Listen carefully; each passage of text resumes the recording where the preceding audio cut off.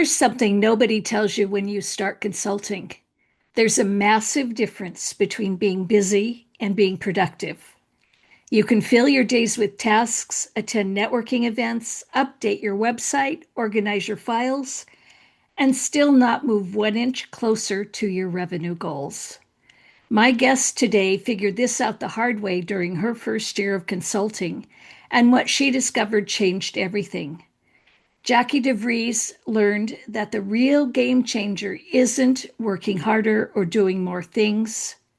It's about asking the right questions in your discovery calls, blocking time for revenue generating activities, and having the courage to trust your gut when everyone's giving you different advice on how to run your business. My name is AJ Riedel.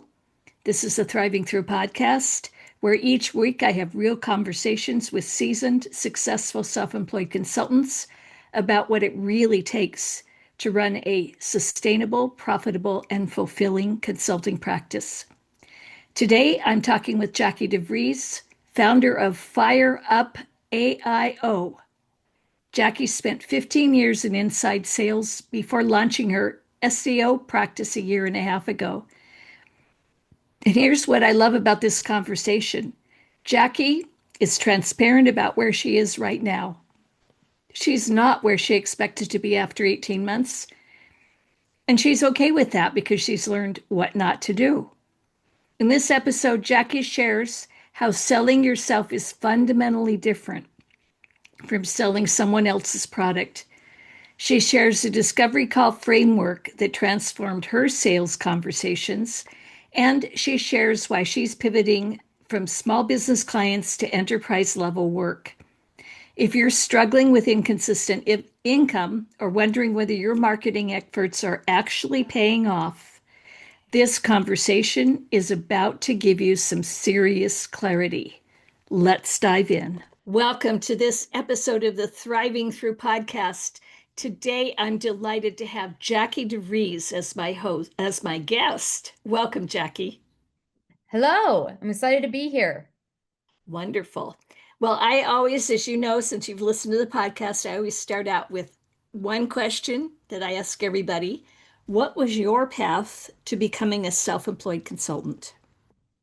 So I've always wanted to own my own business. My father started his business in 2000, so I was 11, 15-ish, around that time frame. That's when I knew I wanted to own my own business. I actually was at the real reason I ended up starting my own business was because my old CEO, we went out for happy hour and she said to me, she's like, when I really think about what fires you up in the morning, I think of SEO. So the name of my company is FireUp SEO. And she was a big encourager of mine, and so was my husband. So I had a great support team. And just where I am in my life right now, it just finally made sense. And how long have you been self-employed? About a year and a half. Okay. Yes. Is it meeting your expectations? Are you where you thought you would be after a year and a half? Transparently, no. Smart. So a couple things in there. I love your attitude toward where you are. And I want to go back to you said you have a very long history in sales, but selling your services is different from selling someone else's services or products. Tell me a little bit more of what you've had to learn and pivot. Well, part of it is process. A lot of the other things that I've sold, there's been a process figured out beforehand. And this I'm kind of figuring out as I go. That's a big thing. And number two, I think trying to determine what sets me apart, what makes me different. I tend to, because what I do is technical and I'm really passionate about it, I sometimes go down with people or potential buyers. So those Yeah, are the main differences. you have the discovery, the script is something that I teach in my program because it is thinking through ahead of time the kinds of questions that we want to ask in that discovery call is really important because you want to lead the person you're selling to that you want them to conclude that they want to hire you, rather than feeling like you've pressured them into it. So that's really smart that you're developing that script. That's great. It's a good place to be. Tell us a story or two about the biggest challenges you faced in this past year and a half building your practice and how you overcame them. So the biggest challenge I've had, I have been in inside sales my entire life. I've never done in-person networking. I've dialed for dollars. That was my life. So this past year, I really stepped out of my comfort zone, and one of my business coaches really recommended me to go all in with the in-person networking. So that was a big challenge for me because I had no real history, or again, coming from like a very strategy analytical background, I need a strategy. I need something in place to keep me in line. So that was a big challenge for me that I read a book. It's called The Introvert's Edge to Networking. I am not an introvert, but it was really, really helpful to at least get that process in place. So when I would go into different networking events, I had some type of, okay, I want to see X amount of people in X amount of minutes, which really helped me kind of navigate my time. That was the Mhm. biggest one.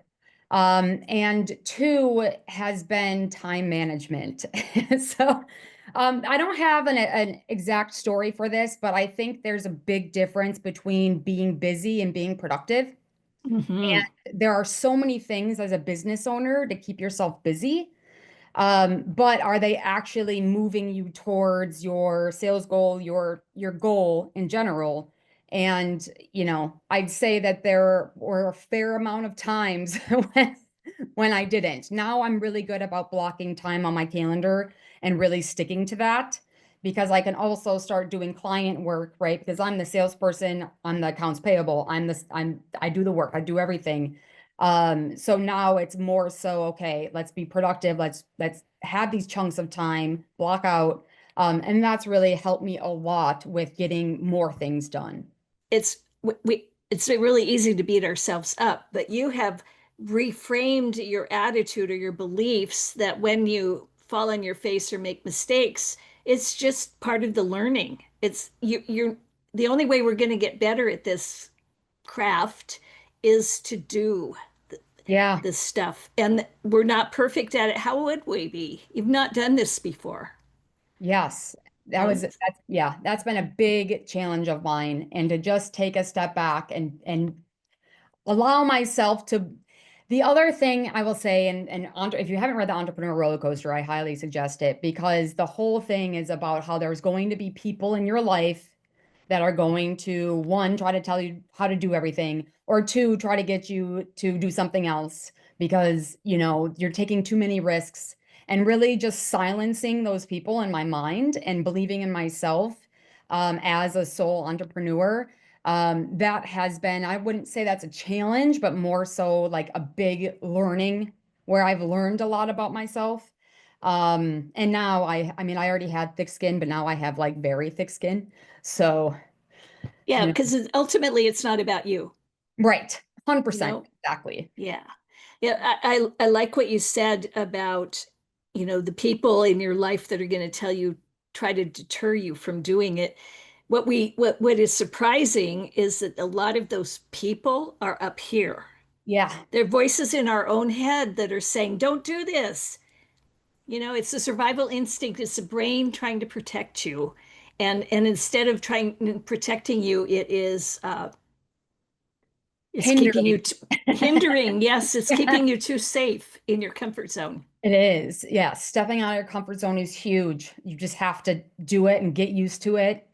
And Just it's been shove yourself right out of the nest. yeah, literally a roller coaster. Just Yes, I'm make sure you're definitely going to read strapped that in. book. I'm Yes. putting it on my Amazon list. So Yes. I want to talk about something you recently rebranded from Yes. general SEO to AIO, and I'll ask you to explain what that is. So the question is, what triggered that shift, and how did you know it was the right time to make such a significant pivot? So AIO is essentially SEO and AIO are let me rephrase that. AIO is evolution of SEO. So we really needed to pivot our strategy to meet these new user behaviors. So it's essentially, I look at it as an evolution. The other big piece of it is I wanted to set myself apart. When I started my business, I knew that it was a competitive market. I don't think that I really understood as like how competitive it actually was. And so right now, AIO is still a very new idea. And thankfully, I've had a lot of time. I'm a nerd. I've had a lot of time to learn about it. And for me, Hmm. my biggest strengths is that I pivot easily and I learn quickly. So thankfully, I have case studies already for, implementing AIO. And that those are the essentially the largest reasons why. Okay. So tell me that zero click, we're in the zero click era. Tell me more about what that means.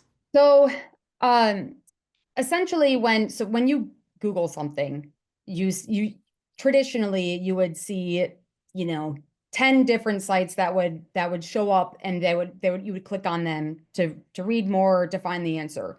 Now, with when you go on to Google, you'll see, well, one, AI overviews, which generally gives you the answer right there.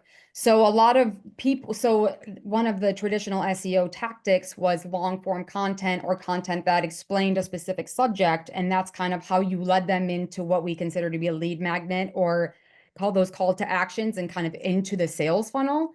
Mhm. But that the AI overviews and the people also ask, and answering all that on the first page is really why, they're considering it to be the zero click. So how can we get results? How can we still get people into that sales funnel? Because I'm very big into the lead generation part of what I do. How do we get them into the sales funnel when SEO isn't traditional SEO isn't really working anymore?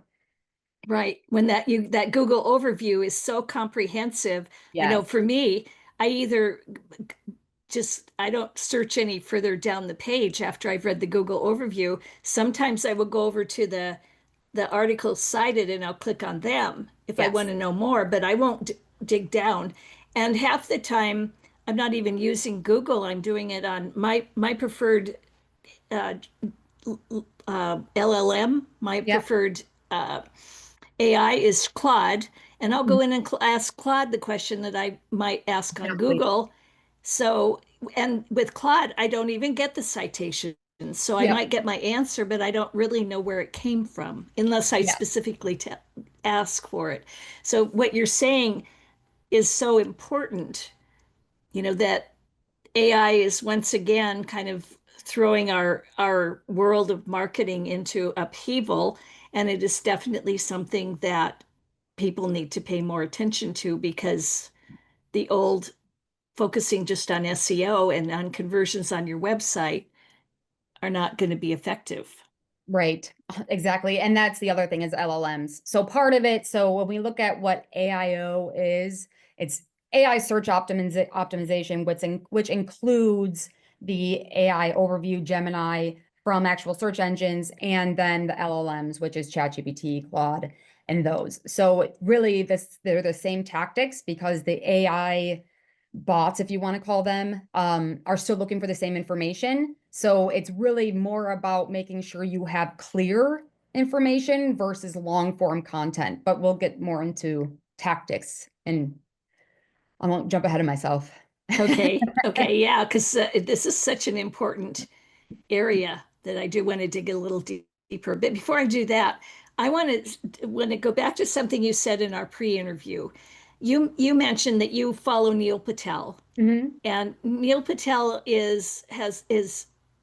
Tell me a little bit about who Neil Patel is before Sure. I ask you the question. Yeah, so I worked for Neil Patel. He is one of the top SEO influencers in the world.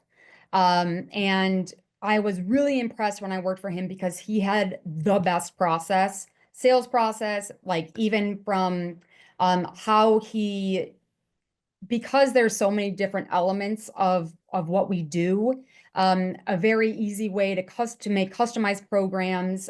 So he just had it really well defined and a really great process. So that's who he is, and that's his company. He does SEO now. He does Essential, and now it's Neil Patel Digital. He works with incredibly large brands. He worked with Google, all of those. And then he also has like a small business area as well. So, Okay. So yep. since you worked for him and you admired his process, it sounds like you kind of modeled your marketing and sales after him, but then you found out something important. Tell me what you found out. It didn't work. Okay.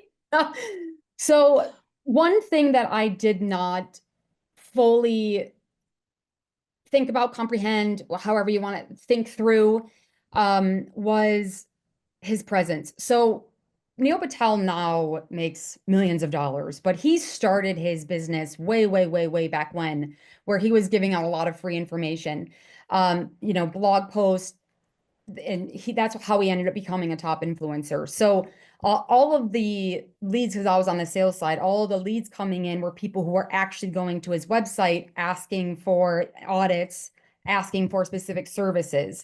So he had a pipeline built already.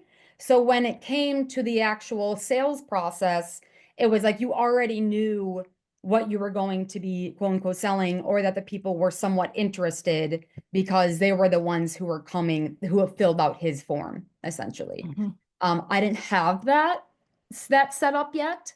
So I kind Mhm. of jumped ahead in the sense that I was putting together these audits without really having a full understanding about what the client actually needed, or the prospect actually needed.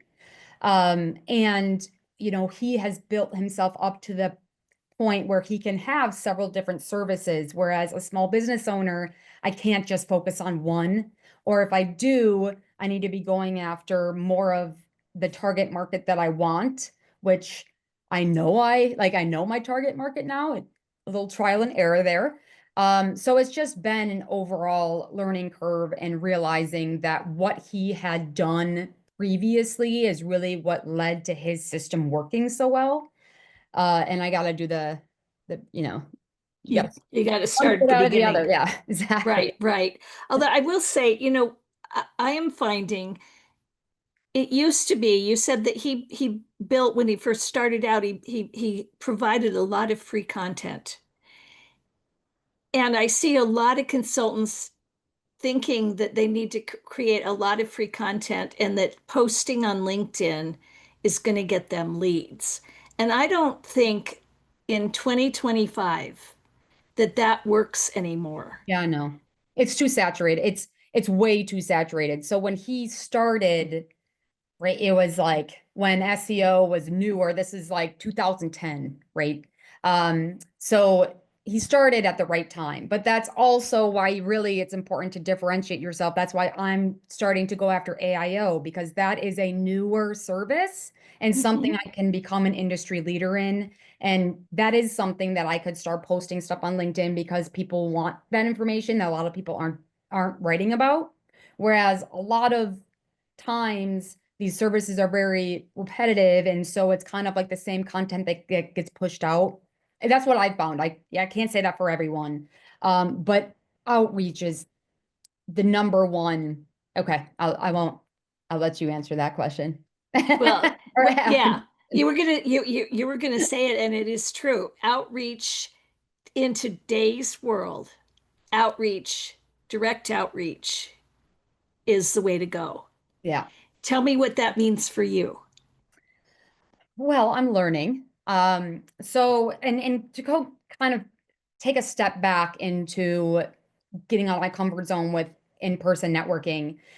That was great learning for me. That was a great learning experience for me. I feel like it helped with my communication overall. But when it comes to people with intent, I mean, that's part of the reason why I love what I do so much: search engine optimization, AIO, what Google ads, whatever you want it, Bing ads, outside of Facebook and Meta. But is that generally it's people who have a certain search, they're searching for a specific service, a specific product, a specific need. So there's already some like qualified leads coming through, right? That you don't get that with in-person networking. It's kind of like throwing stuff at the wall and hoping that there's somebody there that, you can talk to. Whereas Mhm. now there's a lot, there's ways to filter versus finding who your target market is, right? And then from there, filtering it out because there is so much competition and there isn't as much outreach in a consultative way. I get a lot of emails. I do think that LinkedIn's a great channel though, because generally speaking, from a sales process, you can do multiple touch points. It might take a while, but it's better than emails, in my opinion. Not saying that Yeah, emails are bad. I'm not saying that emails are bad. They're good, but there's a lot of filters now, so a lot of like that stuff kind of gets put into a filter the of its own. promotional tab in Gmail. Exactly. Yeah, 100%. yeah.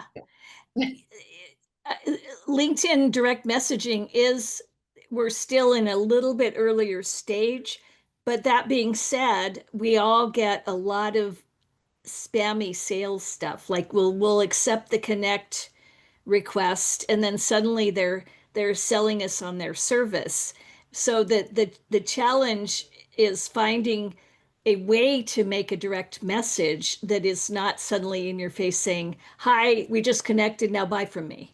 Yes. And that is the challenge. What do you find is working for you?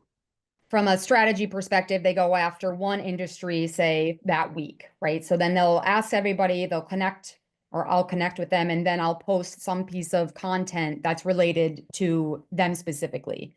I really had to get over the idea that not everyone's going to like my content, that impressions are okay, even though I'm very conversion based. So I look at likes and conversions being the same.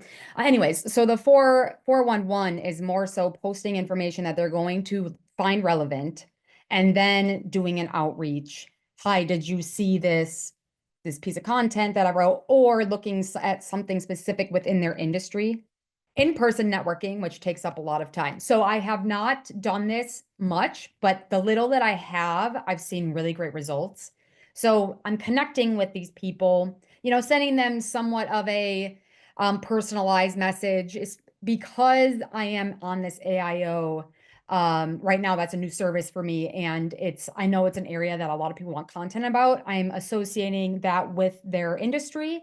And then once we're connected, that's kind of when I start this content strategy.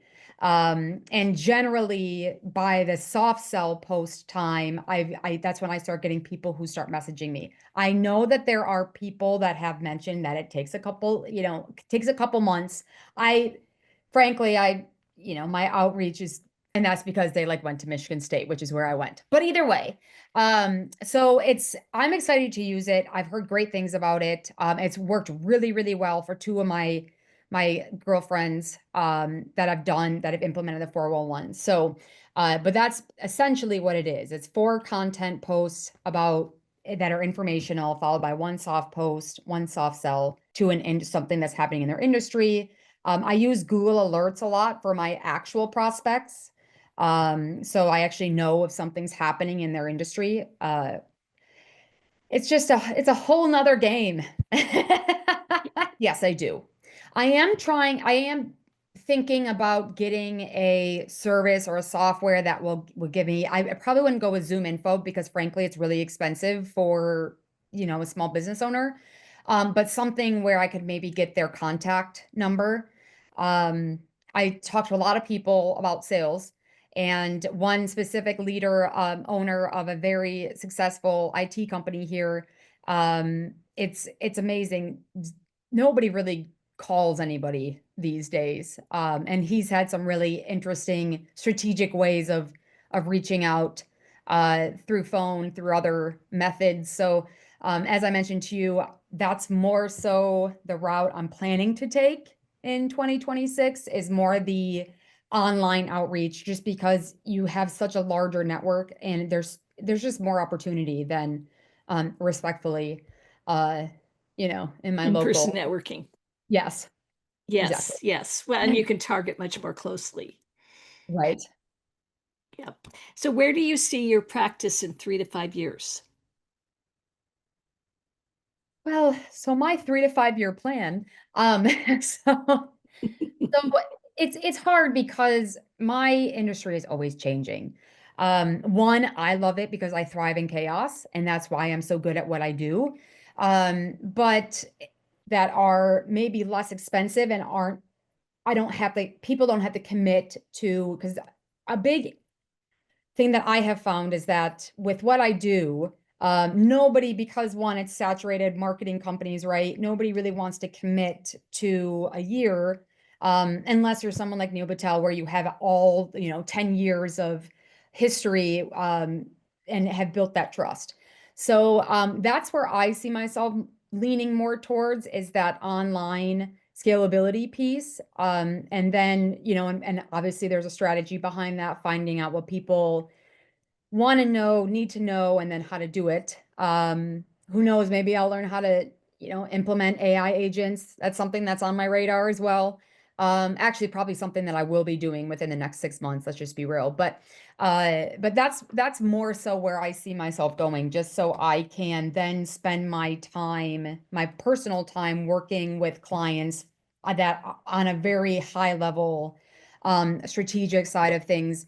My ideal market is really, large companies who have a marketing department, and I kind of report up to a director. Whereas what I have been focusing on this past year has been, small business owners, which just isn't, I just haven't found it to be very profitable, frankly. Right, right. The growing pains of the first couple of years. Yes, yes. Yes. Find your target market, number one. Yes, yes, absolutely. So Yeah. we're going into wrap up. So I Yep. have a couple what I call a rapid fire wrap up closing questions. Okay.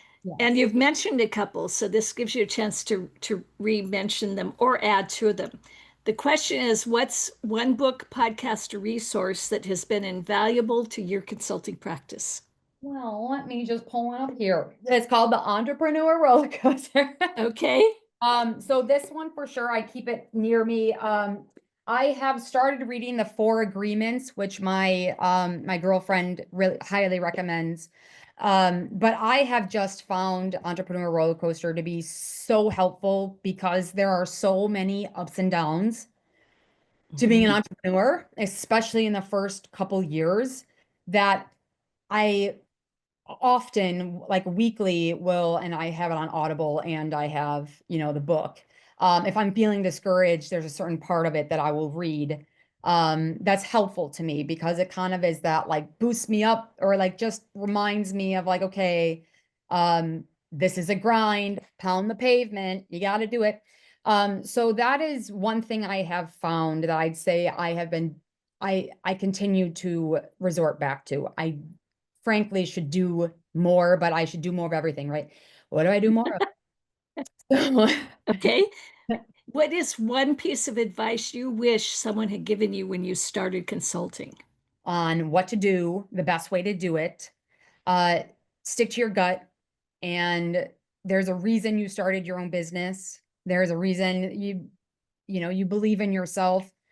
Don't let others try to navigate you, because ultimately you'll kind of end up where I am right now, where I thought I needed to scale online, but I wanted to try the in-person networking.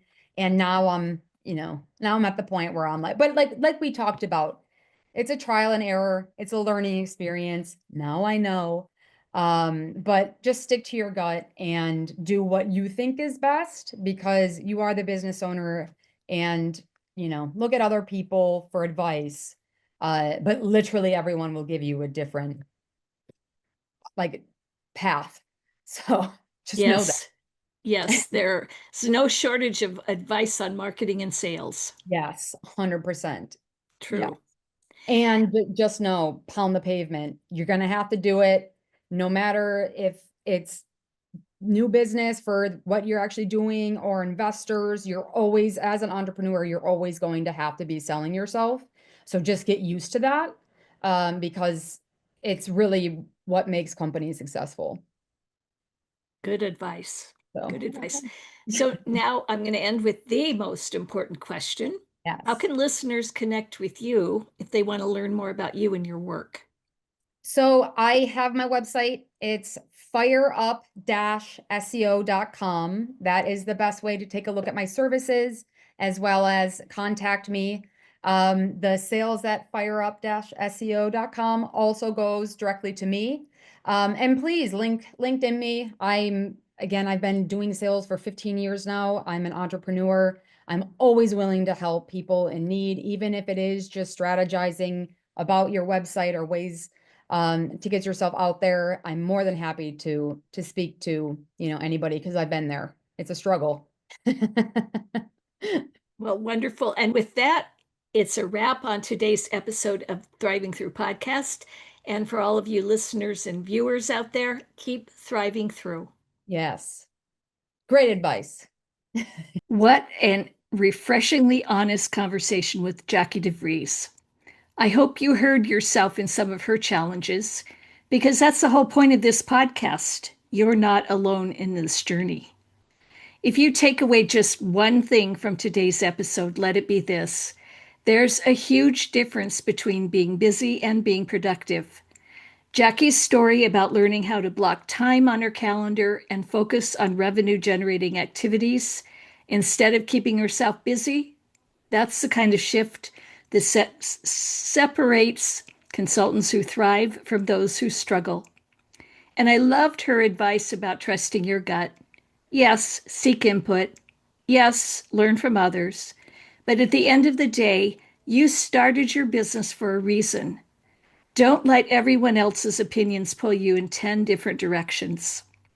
If you're in your first couple of years of consulting and feeling like you're on the roller coaster, Jacki recommends checking out the Entrepreneur Roller Coaster by Darren Hardy. She keeps it nearby and goes back to it whenever she needs that reminder to keep pounding the pavement.